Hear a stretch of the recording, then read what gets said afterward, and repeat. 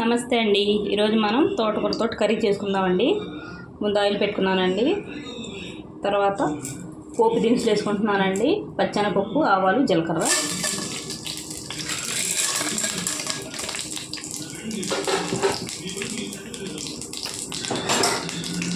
కొద్దిగా వేసుకోవాలండి.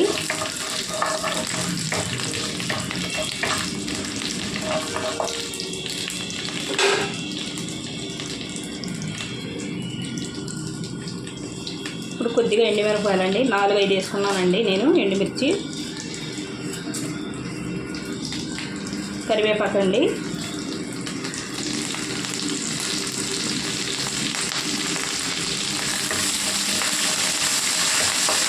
కొద్దిగా వేగితే సరిపోతాయండి.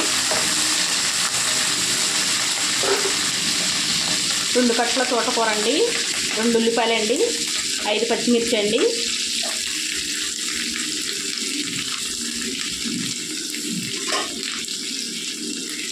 ఉప్పు, పసుపు అండి. కలుపుకోవాలండి బాగాని.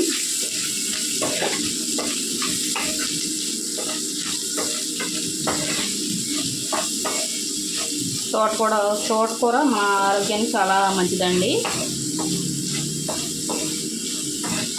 ఈ కర్రీ చాలా టేస్టీగా ఉంటుందండి. ఎప్పటికన్నా కర్రీ బాగుంటుందండి తోటకూర. ఇలా ఒకసారి మీరు ట్రై చేయండి. నూనెలో బాగా మగ్గాలండి ఉల్లిపాయలు. మగ్గిన తర్వాత చూద్దాం. చూడండి, ఉల్లిపాయలు ఎర్రగా ఎగినాయండి. ఇప్పుడు తోటకూర వేసుకోవాలండి. నేను శుభ్రంగా కడిగి కోసి పెట్టుకున్నానండి.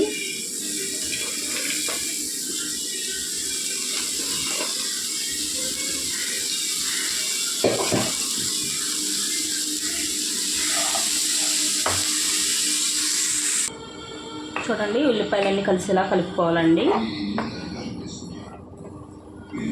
ఇందులో కారం వేసుకోకూడదండి.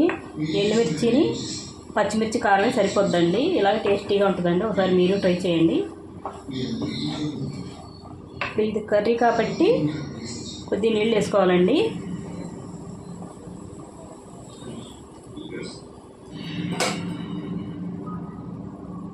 మూత పెట్టి మగ్గించుకోవాలండి. చూడండి, సగం మగ్గిందండి. ఇంకా ఒకసారి కలుపుకొని మూత పెట్టుకొని మళ్ళీ వండుకోవాలండి. ఉడికిన తర్వాత చూద్దామండి. కొద్ది దగ్గర పడిందండి. ఇంకొద్దిగా దగ్గర పడితే అయిపోద్దండి. చూడండి, మెత్తగా ఉడికినాయండి ముక్కలు. ఇవి కాళ్ళండి. ఇంకొద్దిగా ఉడికితే ఇంకా బాగా ఉడికిపోతాయండి.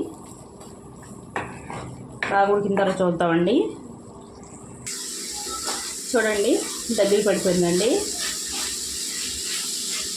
ఎంతో ఆరోగ్యకరమైన తోటకూర